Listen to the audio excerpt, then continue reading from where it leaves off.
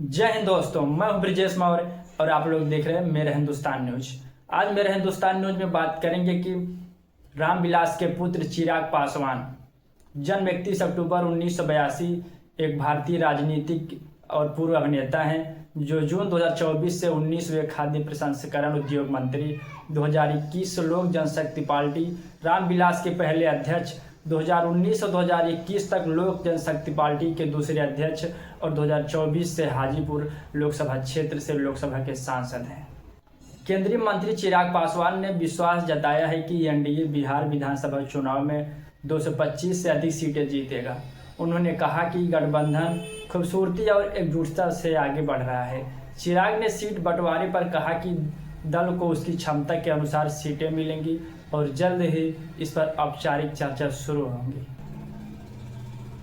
चिराग ने कहा कि एनडीए में सीट शेयरिंग पर औपचारिक चर्चाएं होना अभी बाकी है, क्योंकि उपराष्ट्रपति का चुनाव था जिस पर हम लोग व्यस्त थे और चुनाव हो चुका है और मैं मानता हूं कि बहुत जल्द इस सीटों को लेकर चर्चा शुरू होगी और बहुत जल्द उसे सार्वजनिक की जाएंगी।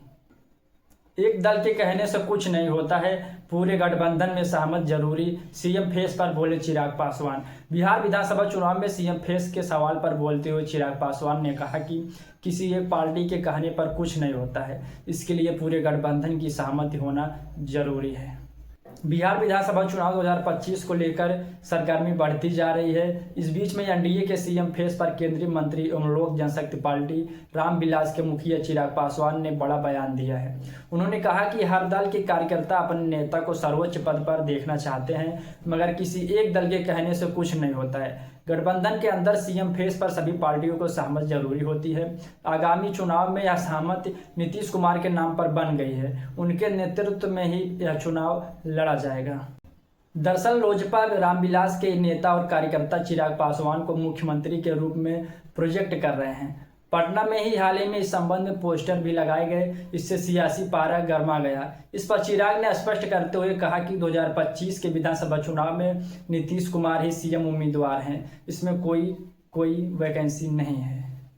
ऐसी ही छोटी बड़ी खबर के लिए देखते रहिए मेरा हिंदुस्तान न्यूज और मेरे इस चैनल को सब्सक्राइब करिए, जिससे कि मेरी नई वीडियो सबसे पहले आपके पास पहुंचे। जय हिंद, जय भारत।